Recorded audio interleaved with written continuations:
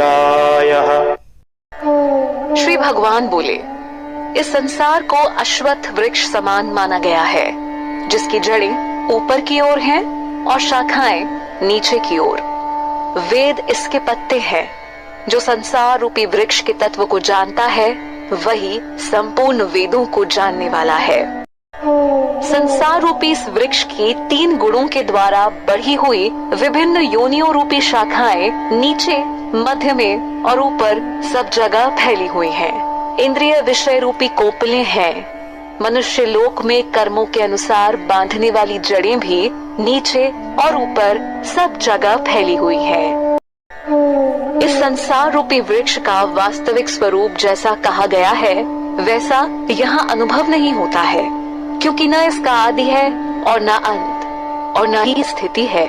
इस अति दृढ़ मूल वाले अश्वत्थ वृक्ष को वैराग्य रूपी शस्त्र से काटकर उसके बाद उस परमात्मा रूपी लक्ष्य को खोजना चाहिए, जिसको प्राप्त होने पर पुरुष पुनः इस संसार में नहीं आते, जिससे इस अनादि संसार रूपी वृक्ष की उत्पत्ति और विस्तार हुआ है।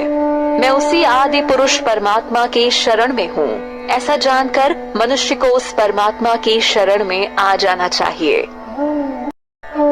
जो मान और मोह से मुक्त हो गए हैं, जिन्होंने आसक्ति रूपी दोषों को जीत लिया है, जो नित्य परमात्मा में लगे हुए हैं, जो संपूर्ण कामनाओं से रहित हैं, जो सुख दुख के द्वंद्वों से मुक्त हो गए हैं, ऐसे ज्ञानी पुरुष उस अविनाशी परम धाम को प्राप्त होते हैं।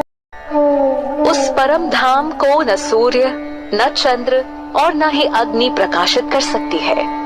इसको प्राप्त कर जीव संसार में लौट कर नहीं आते। वही मेरा परम धाम है। इस संसार में प्रत्येक शरीर में स्थित जीवात्मा मेरा ही सनातन अंश है। इसलिए वह प्रकृति में स्थित मन और 5 इंद्रियों को आकर्षित करता है। जैसे वायु अपने साथ सुगंध को ले जाती है, वैसे ही जीवात्मा शरीर को छोड़ने के बाद मन सहित इंद्रियों को ग्रहण करके अन्य शरीर में चली जाती है। यह जीवात्मा अन्य शरीर का आश्रय लेकर कान, नेत्र, त्वचा, जीभ, नासिका और अपने मन के द्वारा इन 5 इंद्रियों के विषय को भोगती है। जीवात्मा को शरीर को त्यागते हुए या शरीर में स्थित रहकर प्रकृति के 3 गुणों के अधीन विषयों का भोग करते हुए अज्ञानी लोग नहीं समझ सकते, परंतु ज्ञान चक्षु वाले पुरुष इसका अनुभव कर लेते हैं। साधनारत योग के अभ्यास में प्रयत्नशील पुरुष अपने हृदय में स्थित आत्मा को देख सकते हैं, किंतु अशुद्ध चित्त वाले और अज्ञानी लोग यत्न करते हुए भी इसे नहीं देख सकते। सूर्य में स्थित तेज जो संपूर्ण जगत को प्रकाशित करता है तथा जो तेज चंद्रमा और अग्नि में है, उस तेज को तुम मुझसे ही उत्पन्न हुआ जानो। मैं ही पृथ्वी में प्रविष्ट होकर अपनी शक्ति द्वारा समस्त प्राणियों को धारण करता हूँ, और मैं ही चंद्रमा द्वारा समस्त औषधियों में जीवन रस बनकर उनका पोषण करता हूँ।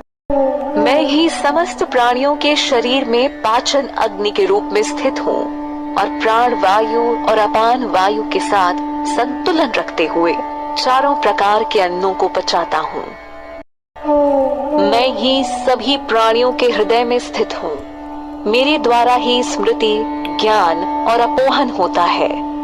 समस्त वेदों द्वारा मैं ही जानने योग्य हूँ तथा वेदांत और वेदों का ज्ञाता भी मैं ही हूँ। इस संसार में 2 प्रकार के पुरुष हैं, क्षर नाशवान और अक्षर अविनाशी। समस्त प्राणियों के शरीर नाशवान है और समस्त प्राणियों में बैठी जीवात्मा को अविनाशी कहा जाता है। परंतु इसके अतिरिक्त एक उत्तम पुरुष तो अविनाशी परमात्मा ही है। वही तीनों लोकों में प्रवेश कर सबका भरण पोषण करता है। मैं क्षर नाशवान प्रकृति से अति परे हूँ और अक्षर जीवात्मा से भी उत्तम हूँ। इसलिए विश्व में और वेदों में मुझे पुरुषोत्तम कहा गया है। हे भारत, जो संशय रहित मनुष्य मुझे पुरुषोत्तम के रूप में जानता है, वह पुरुष सब कुछ जानकर सब प्रकार से मुझे ही भजता है। हे अनघ, इस प्रकार यह अत्यंत गोपनीय शास्त्र मेरे द्वारा कहा गया है। हे भारत, जो मनुष्य इसको इसी प्रकार जानता है, वह बुद्धिमान और कृतार्थ हो जाता है। ओम तत्सदिति श्रीमद्भगवद्गीतासूपनिषत्सु ब्रह्म विद्यायाम योग शास्त्रे श्री कृष्णार्जुन संवादे पुरुषोत्तम योगो नाम 15 अध्यायः।